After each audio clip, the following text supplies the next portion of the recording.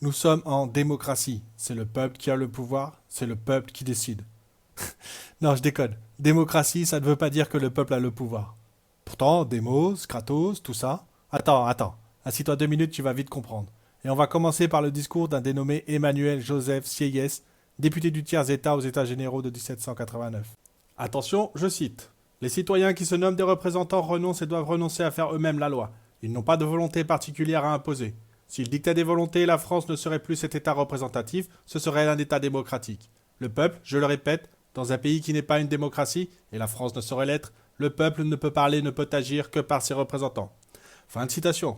Donc là, vous me direz, oui, mais là, il parle de démocratie directe, et vous auriez raison. Mais ça, ce n'est pas le plus important. Le plus important, c'est que les pères fondateurs de notre régime ont mis en place le mandat représentatif pour éviter à tout prix que le peuple décide, qu'il impose sa volonté. Mais pourquoi notre régime est une démocratie alors? Très simple, parce que la définition du mot a dérivé.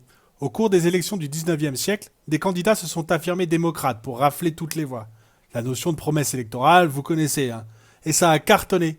Tout le monde est devenu démocrate. Et c'est vraiment malin. Il y a une certaine légitimité populaire qui va avec l'étiquette de démocrate.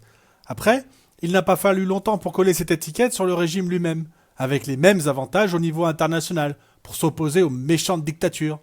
Voilà comment on se retrouve dans une démocratie moderne dont la définition reprend les caractéristiques du régime représentatif, à savoir un état de droit avec des élections libres au mandat représentatif, garant de certaines libertés. Ce qui n'a donc rien à voir avec la notion de démos kratos, le pouvoir décisionnaire du peuple. Du coup, si quelqu'un vous dit que nous sommes dans une démocratie, donc le peuple a le pouvoir, c'est une escroquerie. Il utilise la définition antique que les pères fondateurs de notre régime ont combattue. C'est plus clair maintenant? Voilà pourquoi nous sommes dans une démocratie où le peuple n'a pas le pouvoir.